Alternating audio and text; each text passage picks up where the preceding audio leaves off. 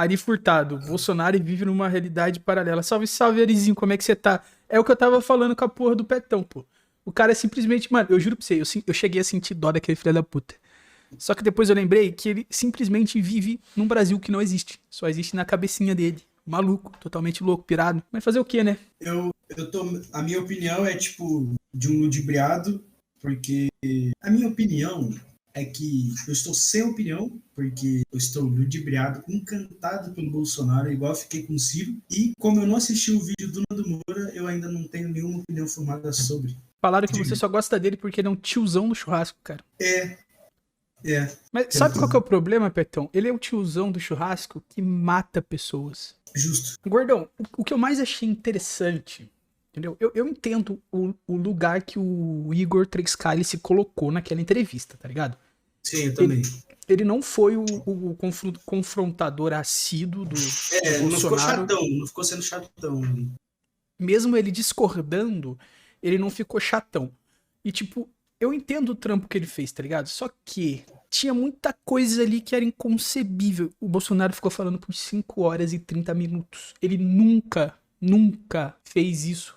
A maior parte da entrevista pra mim foi a parte zoada. Na verdade, a parte zoada não, a parte boa que eu achei da hora foi que como eu falei, o Igor 3K ele não ficou naquele bagulho chato de confrontamento toda hora. Ele, tipo, ele só falava, tá, eu não concordo e bola pra frente. Ele, tipo, seguiu a entrevista, ele deixou o Bolsonaro falar o que ele quisesse. Porém, todavia, entretanto, isso faz a cabeça de pessoas que não vamos dizer assim que não pensam, mas só que pensam com a cabeça dos outros. Por exemplo, você que não tem opinião formada porque o Nando Moura ainda não soltou o vídeo a respeito. Ou você não assistiu o vídeo do Nando Moura ainda. Hoje em dia eu sou uma pessoa leiga. Tipo, eu não acompanho mais política. Não acompanho opiniões diferentes.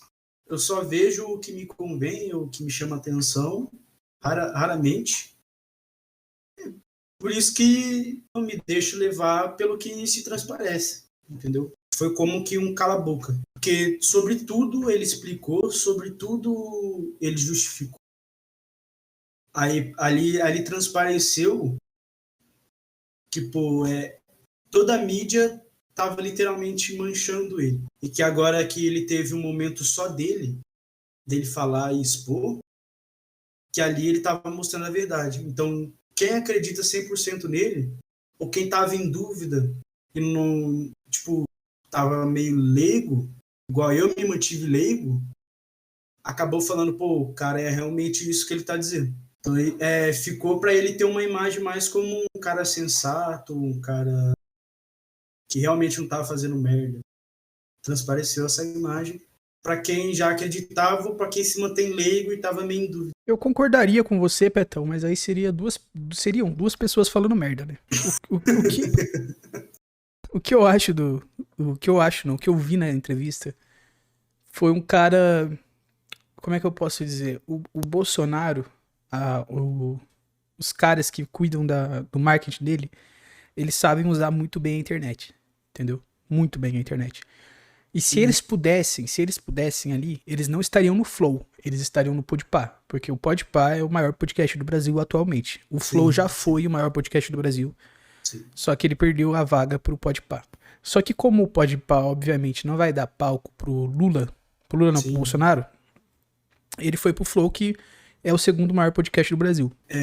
O Podpah, ele é mais voltado pro mainstream. Entendeu? E o Flow segue uma linha mais intelectual e mais politizada. E o Flow é mais voltado para esse lado. Eles pegam pessoas de nichos diferentes para conversar sobre aquilo, seja nicho intelectual, ou sobre viagem, ou sobre games. Só que eles são puxados mais para falar de nichos diferentes. E eles são mais politizados. E eles seguem essa linha. Então, meio que cada um com seu nicho, tá ligado? Uma coisa que eu vi é que, tipo, durante o bagulho do Bolsonaro, a Anitta tava num podcast, acho que no pod dela, se eu não me engano. E, tipo, eles estavam meio que tentando medir o público que tava assistindo, tá ligado? E a Anitta sacou do celular dela com uma mensagem de áudio do Lula falando que iria no podcast que ela estava online lá. Uhum. E outra coisa também que eu vi uma falsa comparação, que seria o número de views do Bolsonaro no Flow e do Lula no Podpah, tá ligado? Eu vi alguns cortes e algumas coisas sobre. É tipo, o Bolsonaro, ele tava com quase 1 milhão ao vivo.